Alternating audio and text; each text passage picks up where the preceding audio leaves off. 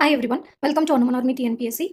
So நான் வந்துட்டு daily வந்துட்டு போடுறேன், அப்லோட் பண்ணுறேன் டே பிளான்ஸ் அப்படின்னு சொல்லியிருந்தேன். ஆனால் வந்து படிச்சுட்டு இருக்கனால என்னால் வந்து டே பிளான்ஸ் வந்து அப்லோட் பண்ணுற அளவுக்கு எனக்கு டைம் இல்லாமல் போயிடுச்சு லாஸ்ட் வீக் வந்துட்டு. அதனால தான் நான் டே பிளான்ஸ் அப்லோட் பண்ணல. இனிமேல் வந்துட்டு நான் ரெகுலராக வந்துட்டு டே பிளான்ஸ் வந்து அப்லோட் பண்ணுறேன். ஸோ இது வந்துட்டு பிகினர்ஸ் ஷெட்யூல் அப்படின்னு சொல்லிட்டு நான் ஃபாலோ பண்ணது. ஸோ இது வந்து டே பிளான்ஸு. வேணுன்றவங்க வந்துட்டு அப்படியே ஒரு ஸ்க்ரீன்ஷாட் எடுத்துக்கோங்க. ஸோ இந்த டே பிளான்ஸை ஃபாலோ பண்ணி தான் வந்து நான் படிச்சிருந்தேன். இனிமேல் வந்துட்டு நான் ரெகுலராக வந்துட்டு டே பிளான்ஸ் வந்துட்டு அப்லோட் பண்ணுறேன். இது லாஸ்ட் வீக்கோட டே பிளான். பார்த்தீங்கன்னா எக்ஸாம் வந்துட்டு 14/6/2026. ஸோ நான் டெஸ்ட்டுமே போட்டிருந்தேன். 100 கொஸ்டினுக்கு வந்துட்டு 89 எடுத்திருந்தேன். ஸோ இது வந்துட்டு ஷெட்யூல் 1, அதாவது இந்த வீக் நான் ஃபாலோ பண்ண போகிற போர்ஷன்ஸு.